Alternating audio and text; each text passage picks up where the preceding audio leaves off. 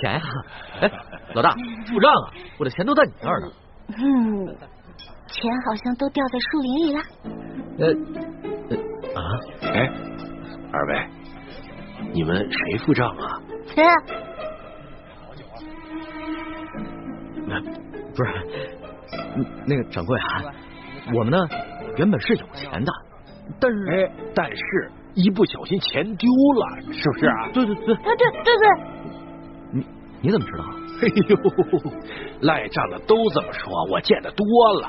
不是，掌柜的，我没有想赖账，我们呢只是途中遇到了一帮劫匪，然后我们，一会儿说遇上了劫匪，一会儿说丢了，出来想混神儿，先把谎撒圆了再说。这真没撒谎，谁撒谎了？这是吃了熊拳豹子胆了。哟，摆个臭架子吓唬我，是不是？你不是撒谎，那好，饭钱付了，哎，吃饭花钱这是天经地义，这个理儿说到皇上那儿也是这个理儿，对吧？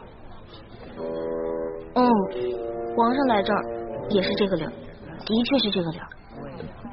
不是，这掌柜的，我没有不给钱的意思。那你给钱，快把钱给了。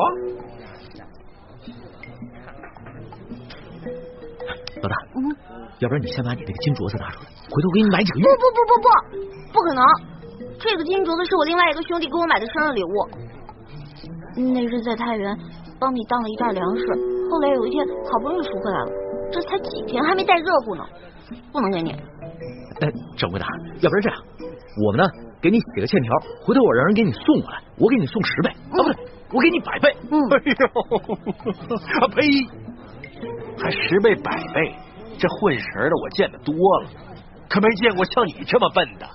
你撒着谎，小孩都不信。我真的没有撒谎，我家里真的很有钱。你别说10倍100倍了，1000倍10000倍我都给得起。掌柜，你行行好吧，好吧，回头真有重赏，还有重赏啊！我可等不及重赏了，我先赏你。小二，有还有吃霸王餐的，他们俩给我捆了，搜衙。站住！一般遇到这种情形，